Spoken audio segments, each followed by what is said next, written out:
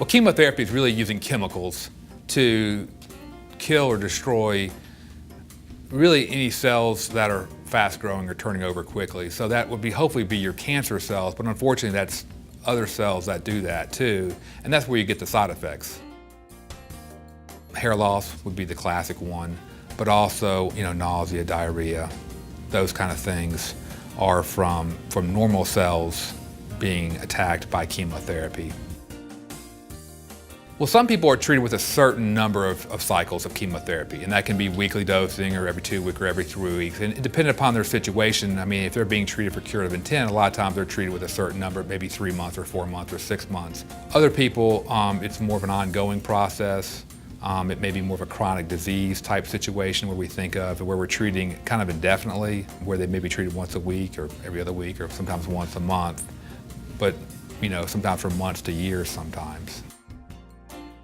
Well, the biggest one would be drugs for nausea and vomiting. So in the past, 20, 25 years ago, a lot of patients had to be treated inpatient just strictly because of the nausea issue.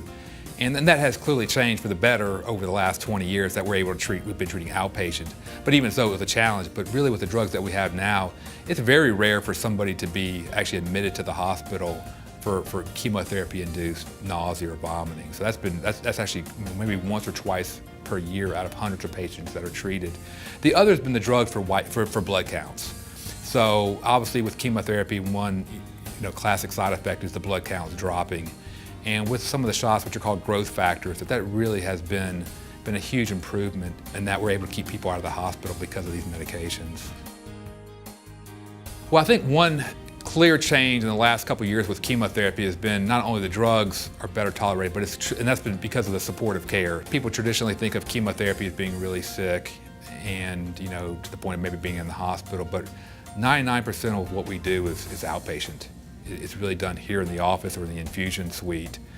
Rarely do we treat as an inpatient, and that's been kind of a game changer. And we also really try to avoid from patients being admitted to the hospital. And the admissions for patients with cancer who get admitted for chemotherapy or treatment-related issues, it's dropped dramatically just over the last 5 to 10 years. And that's really been because of a lot of the supportive medications that have really been a big help for us and for patients.